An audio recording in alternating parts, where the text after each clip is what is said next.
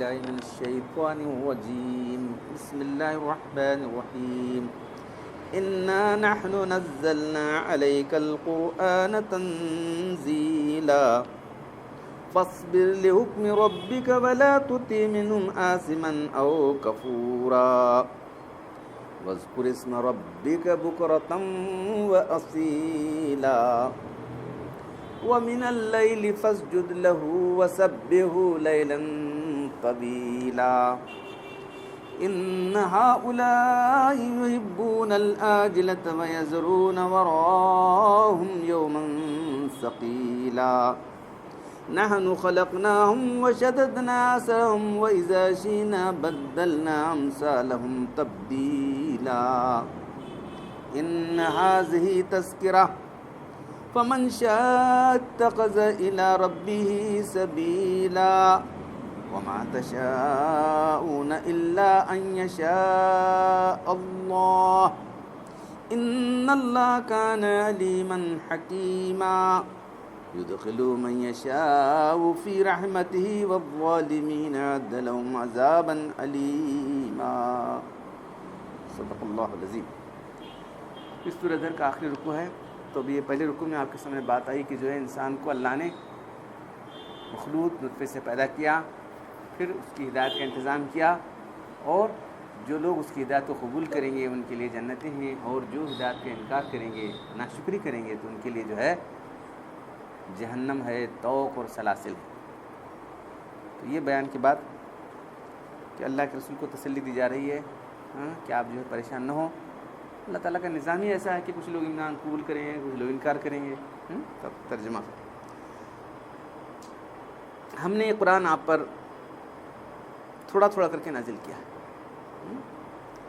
بس آپ صبر کریں اپنے رب کے حکم پر، اور ان لوگوں کا نہ مانیں جو گناہ گار اور ناشکرے ہیں،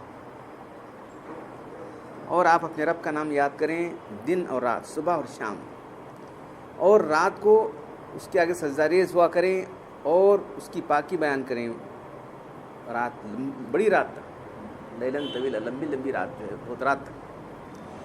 دراصل یہ لوگ جو ہے جلد ملنے والی دنیا کو چاہتے ہیں لوگ، اور اپنے پیچھے ایک بہت بڑا بھاری دن چھوڑے ہوئے، بھاری دن ہے قیامت کے دن، اس سے غافل ہیں، بھول گئے اس سے۔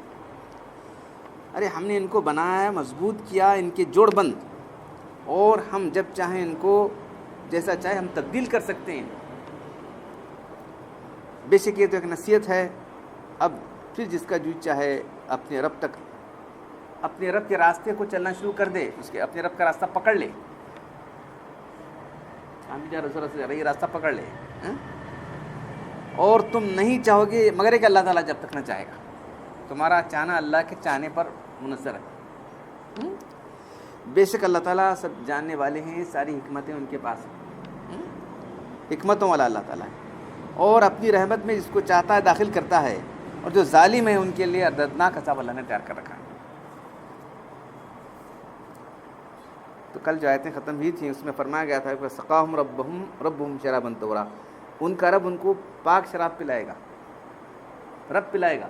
پہلے تو جو ہے وہاں وہ خود لے کے پئیں گے، اس کے بعد جو ہے وہ جو ہے غلمان لے کے پھریں گے، اس کے بعد لاسٹ سٹیج میں کیا رہا، نعمتیں بڑھتے بڑھتے آ گئیں کہ اللہ تعالیٰ تبارک خود شراب ان کو پلائیں گے۔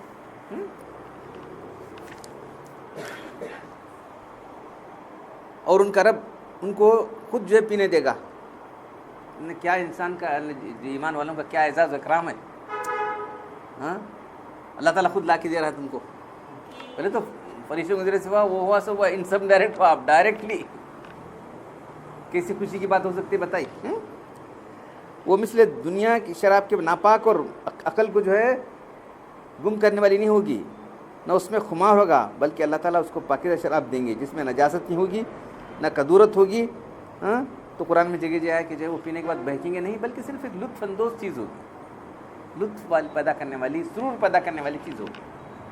وہاں کی جو شراب ہے، شراب کے معنی پینے کی چیز، شراب کے معنی اصل میں، شراب کے معنی یہ وائن سمجھے وہ نہیں ہے، شراب کے معنی پینے کی چیز۔ اب اس نام اس کا پڑ گیا، اس کو شراب کر کے، معلوم ہے نا۔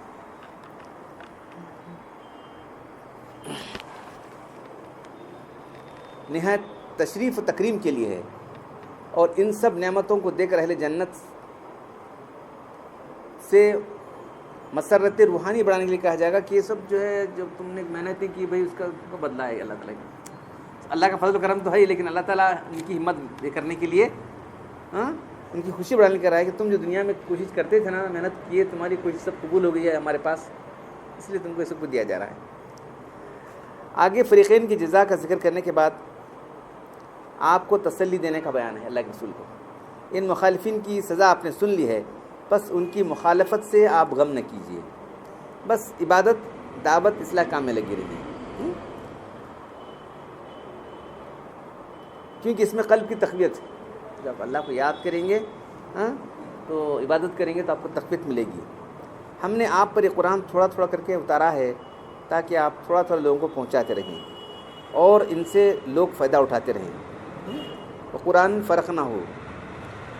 تو قرآن جو ہے ایک دم نازل نہیں ہوا، آہستہ آہستہ تھوڑا تھوڑا 23 سال میں نازل ہوا تاکہ وہ لوگ سمجھیں، عمل کرنا شروع کر دیں۔ یہ صرف پریکٹیکل بک ہے کیا، نہیں ایک دم پورا قرآن نازل ہوا کیا کر سکتا ہوں؟ 30 سال میں کیا کیا حالات پیش آئے تھے، تھوڑا تھوڑا نازل ہوتا رہا تو لوگوں کو معلوم ہوا کہ اس طرح عمل کرنا چاہیے، اس طرح عمل کرنا چاہیے۔ نماز کے احکام آ گئے، اس کے ایک ایک احکام آتے گئے، وہ سب پریکٹیکل چلتا رہا۔ قرآن عمل کے لیے ہے، عملی کتاب ہے۔ بیٹھ کے صرف آدمی پڑھ لے گا، اس کا کچھ بھی حاصل نہیں ہوگا، اس کا قرآن کو سمجھے گا نہیں سمجھو۔ قرآن جو عمل کی دعوت دے رہا ہے اور جو آدمی عمل نہیں کرے گا تو قرآن کیا سمجھے گا؟ کچھ بھی نہیں سمجھے گا۔ قرآن کو صحیح سمجھنا ہے تو اس پر عمل کرنا شروع کرے آدمی۔ علی میں تو لقت ہے اس میں ایک جگہ لکھے، قرآن کا مطالعہ برائے عمل ہوتا ہے، بس ایک جملہ، بس اوپر 2-3 جملے لکھیں، اس کے بعد آخری جملہ ہے لکھیں۔ تو عمل کے لیے قرآن ہے تو لوگ سمجھیں کہ اس کو تفسیریں لے کے، تفسیریں نہیں ہے مطلب بیان کرنے کے، لیکن سمجھے گا کب آدمی؟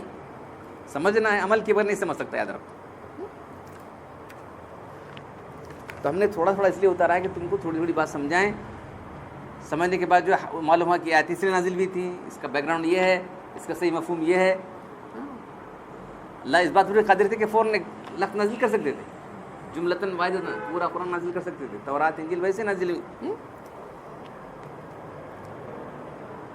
اس سے لوگوں کو فائدہ اٹھانے میں آسانی رہے، سو آپ اپنے پروردگار کے حکم پر تبلیغ بھی اس میں داخل ہے، مستقل رہیے، آپ جمے رہیے، عبادت کرتے رہیے، جو قرآن نازل لوگوں کو سمجھائیے۔ نبی کا فریضہ ہے قرآن تلاوت کر سنانا، کتاب کی تعلیم دینا، دین کے احکام سکھانا، اور ان لوگوں کو پاک کرنا، ان کا تزکیہ کرنا۔ یہ 3 کام، 4 جو کام ہیں آپ کرتے رہیے بس۔ جو لوگ اللہ کی توفیق سے ایمان لاتے نہیں لاتے چھوڑ سکتے، کیا کر سکتے؟ کسی فاسق یا کافر کے کہنے میں نہ آئیے کہ الگ الگ بیٹے چھوڑو، سب ہونے والی بات نہیں۔ تو یہ ہر دائی کو ہی کہتے ہیں لوگ، کیا ہونے والی بات نہیں، چھوڑو، کیا الگ الگ بیٹھے جی، کیا کون مانتے نہیں تمہاری بات، اس کو وہ سب دیکھنا نہیں، ہمارا کام اللہ کی دعوت پہنچانا ہے، بس پہنچا دیے پھر ختم۔ اب وہ اس کی ذمہ داری ہوگی، ہماری ذمہ داری اس کا مدعا ہو گیا بس۔ پھر عبادت کے بعد اللہ تعالیٰ ذکر فرمانا ہے، اپنے پروردگار کو صبح و شام یاد کیجیے، اور رات کے کسی حصے میں اس سے نماز بھی پڑھیے، رات کے بڑے سے اس میں تسبیح کیجیے، اس سے مراد تہجد کی نماز ہے۔ تو یہ ذکر اللہ بہت بڑی طاقت ہے، اس راستے میں چلنے والوں کے لیے ذکر اللہ۔ تو جو آدمی ذکر کرتا ہے اسی کو معلوم ہے اس میں کیا طاقت ہے، جو نہیں کرتے اس کو معلوم نہیں طاقت کیا۔ امام ابن تیمیہ رحمۃ اللہ علیہ کے بارے میں آتا ہے کہ صبح سے لے کے دوپہر تک ذکر کرتے پڑھتے تھے، یہ دیکھو، حالانکہ وہ بہت بڑے کیا کہنا چاہیے فقیہ اور اس انداز کے آدمی ہی، بعد ان کے حالات دیکھا تو وہ بھی کسی سے بیٹھتے قادر ضلع کے اندر، تو بہت بڑے اللہ والے تھے، ان کے حالات دیکھے تھے۔ تو بولے کیا بھائی اب کب تک بیٹھے ہیں، کیا ہے؟ تو یہ میرا ناشتہ ہے، بولے اگر ناشتہ نہ کروں تو میری قوت چلی جائے گی۔ یہ دیکھو ہمارے عام صوفیات ہیں وہ تو رات دن ذکر ہی کرتے ہیں، جو آدمی فقیہ بنا ہوا ہے، محدث فقیہ ان کی ہے، متکلم اسلام کے بارے میں کلام کرنے والے ایسے تھے، تو وہ خود کہتے ہیں کہ جو ہے لوگ صبح سے لے کے بیٹھے رہتے تھے، دوپہر ہونے کے تک سورج دل چڑھا ہے اتنا بڑا، یہ میرا ناشتہ کہتے تھے ذکر کو، والا اگر میں ناشتہ نہ کروں تو میری قوت چلی جائے گی۔ تو اہل اللہ کی قوت ذکر اللہ ہے، اس راستے پر چلنے کے لیے وہ اہل اللہ کے، آپ اس راستے پر چلنا چاہ رہے ہیں اللہ کا ذکر کیجیے، تو یہ روح کی غذا ہے. انسان روح سے زندہ ہے، جسم زندہ نہیں. معلوم ہے؟ ابھی کیسے کیا بول رہے ہیں صاحب؟ کھانے میں جیتا کھایا نہیں. تو کئی لوگوں کے خیالات 3 دن نہیں کھائے، 10 دن نہیں کھائے. شیخ شرف الدین یہ منوی رحمۃ اللہ علیہ جو ہندوستان کے تھے، یہی پیریڈ 12ویں صدی ہجری میں یہی تھے. انہوں منیری جو بہار کا علاقہ ہے وہاں تھے. تو بہت بڑے اور اسی زمانے کے شعر نے ان کے پاس جا کے دیکھنا ہے انہوں کیا کرتے. 3 مہینے کا ان کے پاس رہے، نہ انہوں نہ پیشاب ہو گئے نہ قضاء کبھی گئے 3 مہینے تک، اور کھاتا بھی دیکھا نہیں. یہ کوئی جھوٹے واقعات نہیں، بالکل سچے واقعات ہیں. انہیں کی خاندان کے بزرگ لکھی بات. 3 مہینے تک. ہاں بس یہ صحیح بزرگ ہے، یہ اللہ سے بالکل واصل ہو گیا ہے. اس کی زندگی اللہ کے ذکر پر ہے. جسم تو کھانے سے پینے جیتا ہے، روح جیتی ہے ذکر اللہ سے. کوئی ذکر اللہ اس کی طرف توجہ نہیں ہے. آدمی کو ذکر اللہ کی توجہ نہیں ہے تو کہاں کی روح ہے؟ یہ بالکل مردہ مرجھائی ہوئی روح ہے، سمجھے؟ اسی لیے تو لوگ مرجھائے ہوئے ہیں، روح کام نہیں کر رہی. تو روح کی غذا اللہ کا ذکر ہے. یہ لوگ دنیا سے محبت کرتے ہیں جو فوراً ملنے والی ہے، عاجلہ اجل اجلت ہے نا، بہت جلدی ملے گی دنیا. اور جو آخرت آنے والی ہے اس کو بھلا بیٹھے. بہت بڑے بھاری دن کو جھوٹ بیٹھے ہیں. حب دنیا نے ان کو اوندھا کر دیا، اس لیے حق کے کہنے سے بغض رکھتے ہیں. معلوم ہے؟ نہ حق سنتے ہیں، نہ حق سمجھتے ہیں، نہ حق پر چلتے ہیں. جو لوگ دنیا سے محبت کرتے ہیں ان کا یہ حال ہوتا ہے. ایک بھاری دن کو چھوڑ بیٹھے ہیں. یوم ثقیل کا ذکر سن کر احتمال تھا کہ ان کے انکار کا تھا، اس لیے آگے فرمایا گیا کہ ارے کیا تم سمجھے وہ کون سا دن آنے والا ہے؟ کون آتا ہے؟ وہ لوگ وہی بولتے ہیں. کون دیکھا جی میرے پاس کیا ہوتا ہے سر؟ کیا ہے آتا ہے کہ نہیں کس کو معلوم. یہ تو ہماری ساری کوششیں اس دن کے لیے معلوم.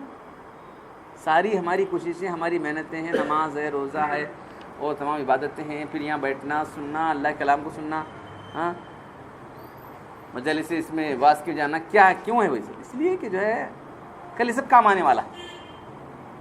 کل یہ سب کام آئے گا. اس سے ہمارا عقیدہ درست ہوگا، ہمارے اعمال کی اصلاح ہوگی، نفس کی اصلاح ہوگی. کل یہ چیز کام آنے والی. پھر اللہ تعالیٰ بولیں گے ارے انہوں کیا سمجھے کیسا انسان ہوتا ہے، کیسا ہوتا ہے. ہم نے ان کو پیدا کیا معلوم نہیں، پھر دوبارہ پیدا کر سکتے ہیں ہم. تم کیا سمجھیں؟ ہم نے ان کے جوڑ بند مضبوط کیے ہیں. ہم چاہیں تو ان جیسے ہی ان کے بدل لوگ لا دیں گے. ان جیسے لوگ ان کی جگہ بدل سے دوسرے لا دیں گے. یہ اول تو مشاہدہ ہے. دوسرا امر تنبیہ سے معلوم ہو سکتا ہے کہ اللہ کو دونوں قدرت ہے. مردوں کو زندہ کرنے میں کون سی بات یہ ہے؟ دیکھو انہیں کہا دوسرا آتا ہے، سمجھے کہ اس کی دنیا نہیں ہوتی. دنیا کی نہیں ہوتی، اللہ سے لوگ لاتا ہوں. یہ ایک جنریشن دوسری جنریشن آئی کہ نہیں؟ انسان کے جسم کو اللہ تعالیٰ کیسے تبدیل کر رہے دیکھنا. یہ جوڑ بند کیسے اللہ نے بنائے. دیکھو اس میں جو ہے جو جوائنٹس بنے ہوئے ہیں، اس طرح سے انسان حرکت کر رہا ہے. ہاتھ جو ایسا اللہ تعالیٰ نے بنایا ہے، کوئی بڑے سے بڑا جو ہے سائنٹسٹ بھی بنا سکتا ہے کہ بولو. انگلیاں برابر، 5 انگلیاں الگ الگ نہیں ہیں، سائز الگ ہے، شیپ الگ ہے. اور کیا کس طرح سے جو ہے کتنی اللہ تعالیٰ کی حکمت کام کر رہی بتاؤ. ہم تمہارے جوڑ بند کس طرح کر سکتے ہیں؟ تم کو دوبارہ پیدا کرنا ہمارے لیے کیا مشکل ہے؟ اس کی حکمت پر غور کرو، ہمارے جوڑ بند پر غور کرو کس طرح سے.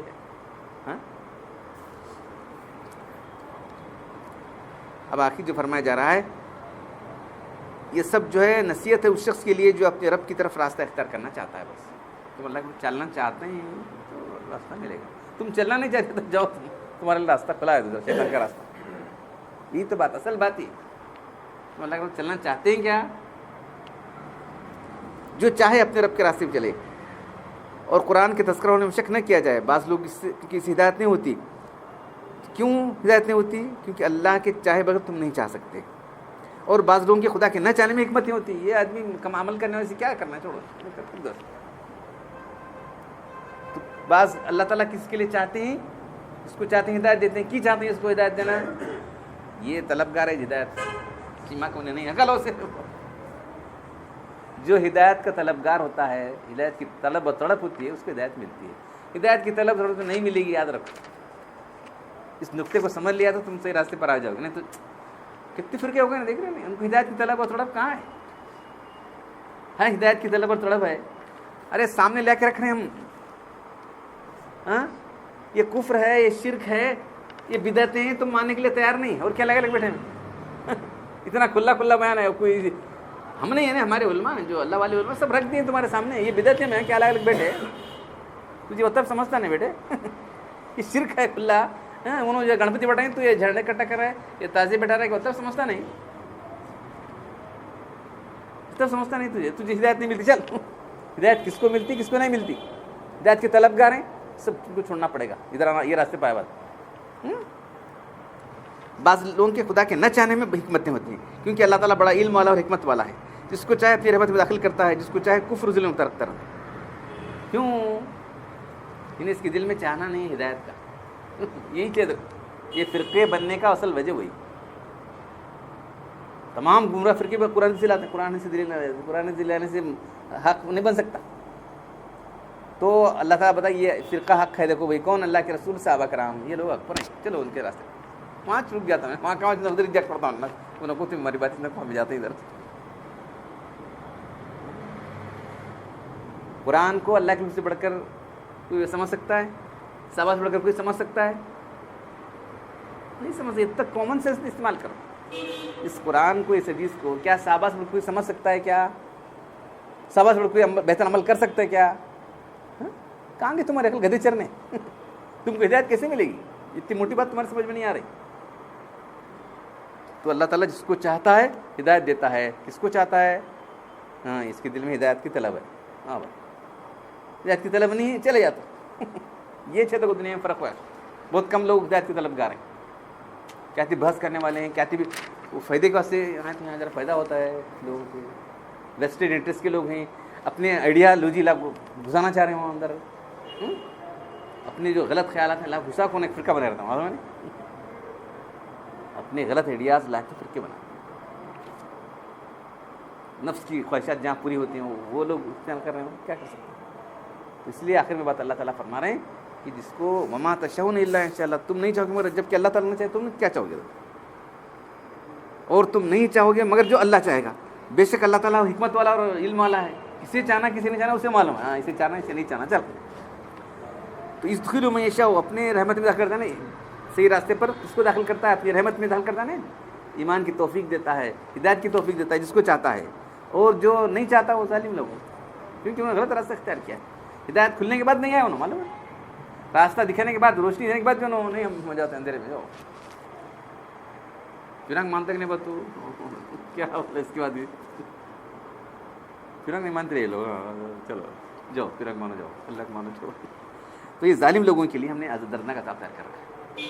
یہ وہ کافروں کا نہیں، ہمارا حال دیکھو. اللہ تعالیٰ ہم کو قرآن پڑھنے اور عمل کرنے کی توفیق عطا فرمائے. الحمد للہ رب العالمین، الصلاۃ والسلام علی رسول الکریم. ربنا آتنا فی الدنیا حسنۃ وفی الآخرۃ حسنۃ وقنا عذاب النار. ربنا ظلمنا انفسنا وان لم تغفر لنا وترحمنا لنكونن من الخاسرین. ان اللہ وملائکتہ یصلون علی النبی یا ایھا الذین آمنوا صلوا علیہ وسلموا تسلیما. صلاۃ دائمۃ مقبولۃ. سبحان ربک رب العزة عما یصفون، سلام علی المرسلین والحمد للہ.